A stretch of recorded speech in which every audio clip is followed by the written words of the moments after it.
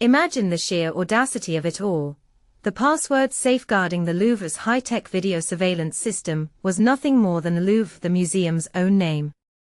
This startling detail, shared by an insider employee familiar with the setup, has left many wondering how such a world-renowned institution could be so vulnerable during last month's daring $102 million jewel theft.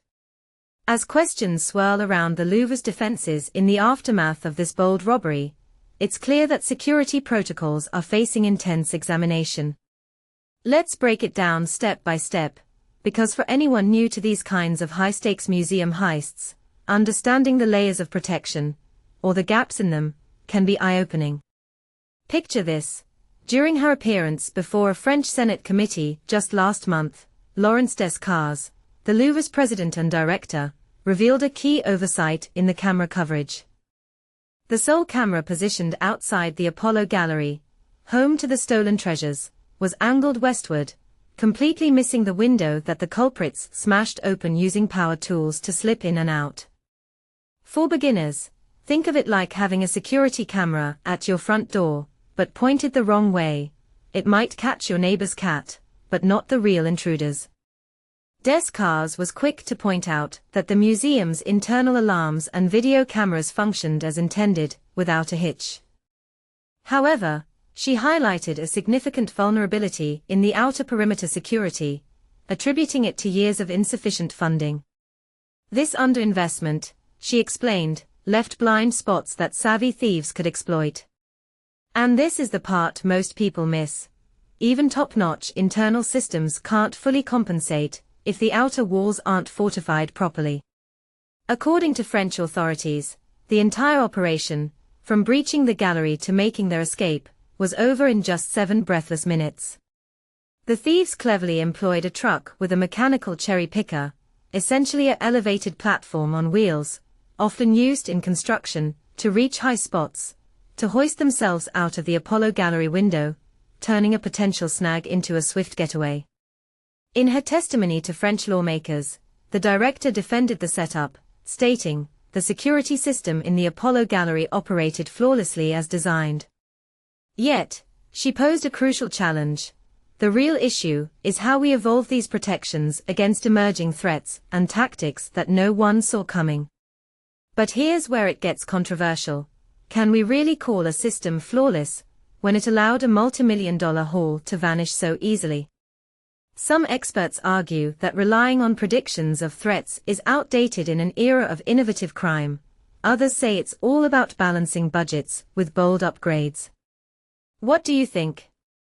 Even as she praised the internal workings, Descartes didn't sugarcoat the bigger picture. "What we're seeing now is a profound lapse in the Louvre's safeguards," she admitted. She went on to share that bolstering security has been a cornerstone of her leadership since taking the helm in 2021, when she was frankly stunned by the state of affairs she inherited. For context, imagine stepping into a dream job only to find the castle's drawbridge is rickety. It's a wake-up call that demands immediate action.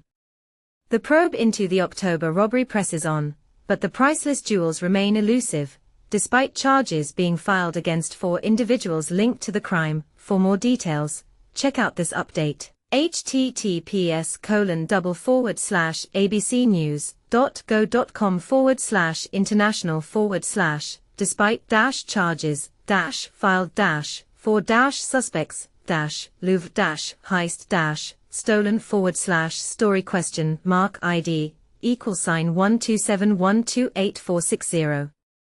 In a recent Sunday interview on France Info Radio, Paris public prosecutor Laure Becquoel emphasized that the search is far from over. "We're pursuing every possible lead," she assured listeners, adding that the recent detentions have sparked fresh raids and the recovery of items now under forensic scrutiny. Notably, at least one key player is still on the run, keeping investigators on their toes. Becquoel also dropped an intriguing detail. The suspects don't seem tied to sophisticated organized crime syndicates, which flips the script on what many might expect from such a glamorous heist. The first 2 nabbed were an everyday taxi driver, aged 39, and a 34-year-old delivery worker, who doubled as a garbage collector, both hailing from Paris's northern suburbs. Their DNA turned up at the scene, and they've confessed to partial roles in the plot, for the prosecutor. The garbage collector's arrest was particularly cinematic. He was apprehended at Paris's Charles de Gaulle Airport, ticket in hand for a one-way trip to Algeria, as if trying to vanish into thin air. Rounding out the charged quartet are a 37-year-old man and his 38-year-old partner, also from the northern Paris areas, adding layers to this suburban saga of crime. It's a reminder that high-profile thefts don't always involve shadowy kingpins. Sometimes, it's ordinary folks crossing extraordinary lines. Since the heist, the Apollo Gallery, once a dazzling showcase of gems, has been shuttered to visitors, as noted on the Louvre's official site. Explore more about its treasures here. https://www.louvre.fr/en/the-palace/sun-gold- and-diamonds. The closure underscores the lingering impact on one of the world's cultural gems. This report draws on contributions from ABC News' Aisha El Hammer Castano and Bill Hutchinson. So, as the dust settles on this Louvre fiasco, one can't help but ponder, is chronic underfunding the villain here?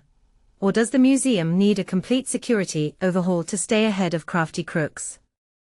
And what about that simplistic password, negligence, or just an oversight in a busy operation? We'd love to hear your take in the comments. Do you agree with the director's assessment, or do you see bigger systemic flaws? Share your thoughts and let's discuss.